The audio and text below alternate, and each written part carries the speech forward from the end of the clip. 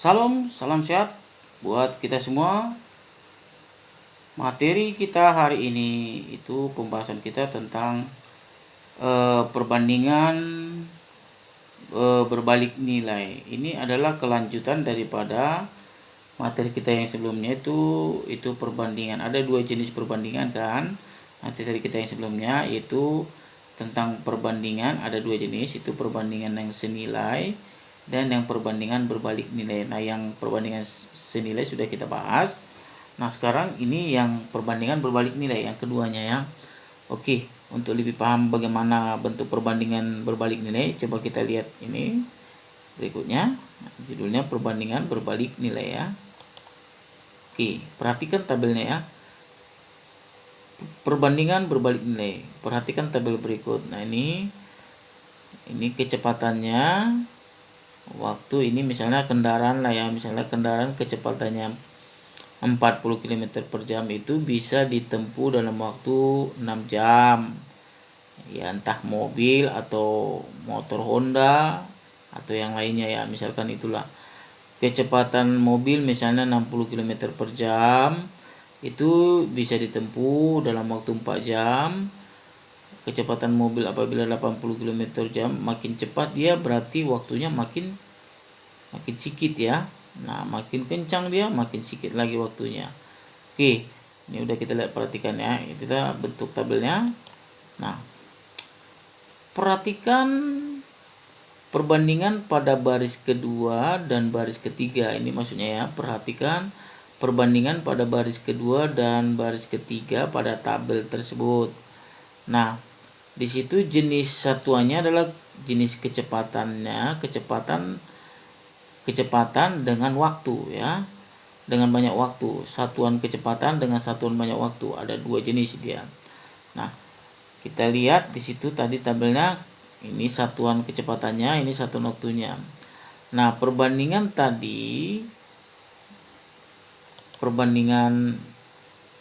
baris kedua dan ketiga, itu kecepatan pada baris kedua itu kan 60. Baru kecepatan pada baris ketiganya 80. Coba kita lihat ya. Nah, ini kan baris kedua nih. Kecepatannya 60. Ini baris ketiga, kecepatannya 80. Berarti benar ya. Berarti perbandingan baris kedua dengan ketiga itu perbandingan kecepatannya berarti 60/80. Ya, 60/80. Ini dia 60/80, berarti kalau kita perkecil perbandingannya menjadi 3/4. Oke ya. Itu dia perbandingan kecepatan pada baris kedua dan ketiga. Nah, sekarang perbandingan banyak waktunya pada baris kedua dan ketiga juga. Ini dia ya. Nah, coba kita lihat tabelnya lagi. Nah, ini sekarang perbandingan waktunya pada baris kedua dan ketiga juga, ini nih, kedua dan ketiga. Nah, pada perbandingan baris kedua dan ketiga di situ perbandingannya 4/3. Nah, kita lihat di sini. Nah, itu ya 4/3. Nah, sekarang coba kamu lihat perbandingan baris kedua dengan ketiga. Ini 3/4, ini 4/3. Nah, kan terbalik dia. Nah, nilainya terbalik. Itulah yang disebut dia berbalik nilai. Nah, ini berbalik. Kalau yang sebelumnya materi kita yang senilai kan dia nilainya sama. Kalau di sini 3/4, di sini 3/4, berarti senilai. Nah, ini dia 3/4, di sini 4/3, berarti kan terbalik. Ini namanya bentuk berbalik nilai. Oke ya. Ini pada baris kedua dan ketiga. Nah, sekarang coba kita lihat perbandingan baris kedua dengan keempat.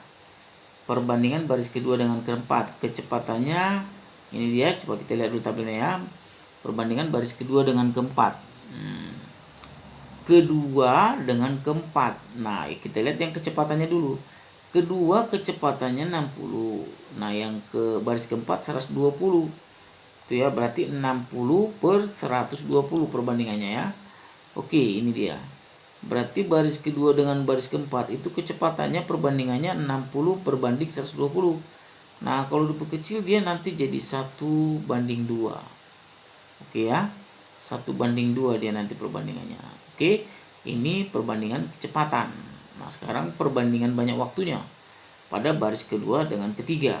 Nah, kita lihat dulu balik tabelnya.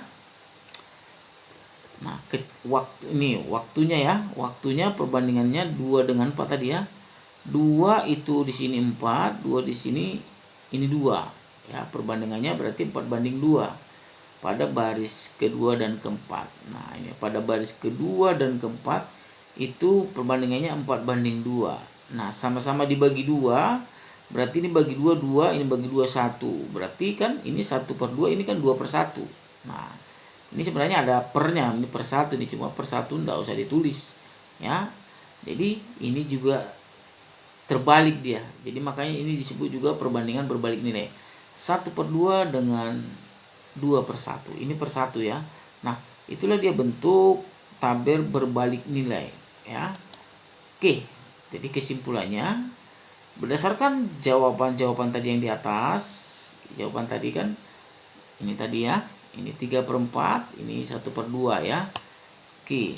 Itu dia maksudnya tadi, berdasarkan jawaban di atas, nilai perbandingan kecepatan dan nilai perbandingan kecepatan dan perbandingan banyak waktu pada dua baris tertentu itu selalu berbalik nilai. Nah, kita lihat tadi kan saling terbalik. 3/4 dengan 4/3, 1/2 dengan 2/1. Gitu dia tadi kan. Oke. Nah, karena saling berbalik, maka disebut perbandingan seperti itu disebut perbandingan berbalik nilai. Oke ya. Jadi itu namanya disebut perbandingan berbalik nilai. Oke. Kesimpulan ini sebagai rumus ya. Jadi pada perbandingan berbalik nilai berlaku jika kecepatan bertambah, maka waktu akan berkurang. Atau sebaliknya. Dan jika kecepatan berkurang, maka waktu akan bertambah. Oke, kalau yang mengenai yang sebelum materi kita kan yang senilai, di situ keterangan di sini kan begini. Yang senilai ini ya. Misalnya jika jenis pertama bertambah, nah itu ya. Jika jenis pertama bertambah, maka jenis keduanya akan bertambah. Atau sebaliknya, jika jenis pertama berkurang, maka jenis keduanya akan berkurang. Nah, apabila bentuknya seperti itu dia senilai. Nah, tapi kalau dia berbalik dia tidak. Apabila jenis pertamanya bertambah, maka jenis keduanya akan berkurang. Nah, ini apabila jenis pertamanya bertambah, ini dia kan. Nah, ini ya perbandingan berbalik ini berlaku apabila bertambah, maka jenis keduanya akan berkurang. Apabila jenis pertama berkurang, maka jenis yang keduanya itu akan bertambah juga dia. Oke, jadi itulah dia konsepnya ya. Oke. Pada perbandingan berbalik nilai berlaku jika kecepatan bertambah, maka waktu akan berkurang, dan jika kecepatan berkurang, maka waktu akan bertambah juga. Jadi ini ada saling berkebalikan, bertambah, berkurang, berkurang, bertambah, begitu dia. Oke, kalau dia senilai, bertambah di jenis satu, dia akan bertambah di jenis kedua. Berkurang di jenis satu, dia akan berkurang di jenis kedua. Dia bersamaan kalau senilai, sama dia semua. Oke ya. Itu dia konsepnya. Oke, jadi perbandingan ini bisa juga diselesaikan dalam bentuk soal cerita. Nah, misalnya contoh soalnya seperti ini. Ini contoh yang pertama. Untuk menempuh jarak 2 kota diperlukan waktu 5 jam dengan kecepatan rata-rata 72 km per jam.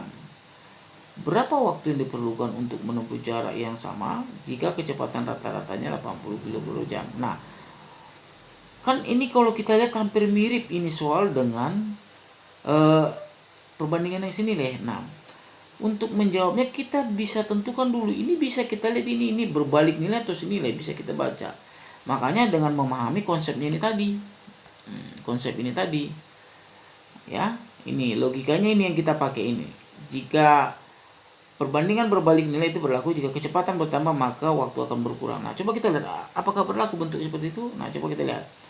Untuk menempuh jarak 2 kota diperlukan waktu 5 jam dengan kecepatan rata-ratanya 72. Nah, kalau dia misalkan dia 5 jam waktunya, bisa dia tempuh kecepatannya 72 km per jam. Nah, logika kita di sini, kalau kita misalkan kecepatan kita ini semakin bertambah, ini kan nambah nih kecepatan kita ini. Nah, ini tadi 72 km per jam, ini 80 km per jam. Kira-kira waktu kita itu apakah makin lama dari 5 jam apa makin cepat? Logika kita kan makin cepat dia nih. Nah, ini kan dia 5,72. Nah, di sini bertambah. Apabila bertambah maka berkuranglah dia di sini. Nah, berarti itu udah konsep berbalik nilai. Jadi kita harus pakai konsep yang berbalik nilai, bukan yang senilai lagi. Karena apa? Kamu harus bisa bedakan yang senilai dengan perbandingan senilai dengan berbalik nilai, karena proses kerjanya berbeda nanti dia. Ya, kalau berbalik nilai dengan senilai nanti perhitungannya berbeda. Kalau kamu tidak bisa bedakan, kamu nanti bisa salah perhitungannya. Oke ya. Oke, jadi itu dia. Jadi harus kita paham dulu ini kira-kira senilai apa berbalik, ya. Oke, kita jawab. Jawab waktu 5. Oke, kalau dia 5 tadi per 72 ya kecepatannya ya. Oke, kalau 80 km per jam, dia berapa lama kan gitu ya. Kalau 5 jam itu 72 km per jam. Kalau 80 berarti pasti ini sudah jelas lebih sedikit ini. Nggak mungkin lebih banyak dari 5 lagi. Nah, makin banyak di sini makin berkurang. Di sini makin bertambah, di sini akan berkurang. Dia saling berkebalikan dia. Oke, begitu dia. Kita lanjut. Nah, jadi kita susun perbandingannya 5 per T sama dengan 72 per 80. Nah, kalau dia berbalik nilai harus ada salah satu perbandingannya yang kita balik. Nah, oke.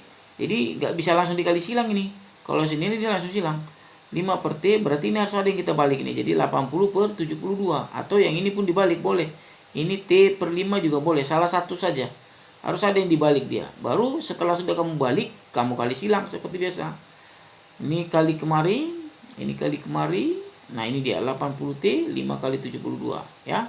Oke, hasilnya ini dia. Ini T 60 baru dibagi.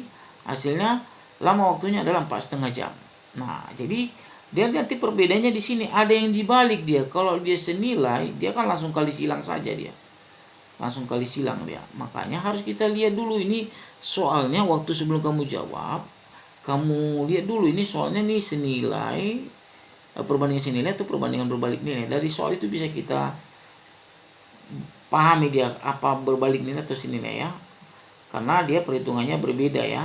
Harus ada yang dibalik dulu. Nah, kita lihat dulu yang berikutnya lagi. Contoh lagi.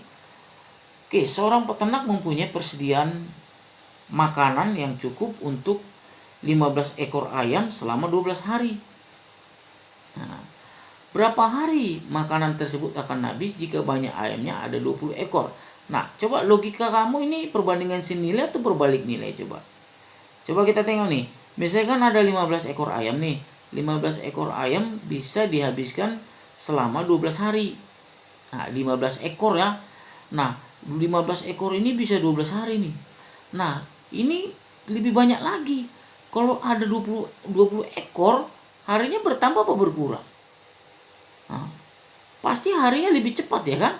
Lebih cepat habis ini, berarti di sini berkurang dia. Nah, itu udah ciri-ciri bentuk berbalik nilai dia. Karena dia ada yang berkurang dia. Nah, ini bertambah, di sini akan berkurang. Kalau di sini bertambah, di sini berkurang. Nah, gitu dia. Di sini bertambah, di sini berkurang. Pokoknya harus ada yang salah satu berkurang atau ada yang salah satu bertambah, itu dia namanya berbalik nilai. Nah, dari sini kita baca pemahamannya aja ini udah berbalik nilai ya. Makanya waktu kita baca soalnya ini kita pahami dulu soalnya ya supaya jangan salah nanti perhitungannya. Ini sudah jelas berbalik nilai. Berarti perhitungannya harus ada nanti yang dibalik perbandingannya, cara menghitungnya. Oke ya. Nah, ini tadi 15 12 ya. Pas ya, ini 15 disusun 12 baru yang 20 ekor ayam itu sama dengan kita misalkan si P. Ya, berarti ini berapa hari kita? Udah jelas pasti nanti berkurang nih harinya. Orang makin banyak ayamnya.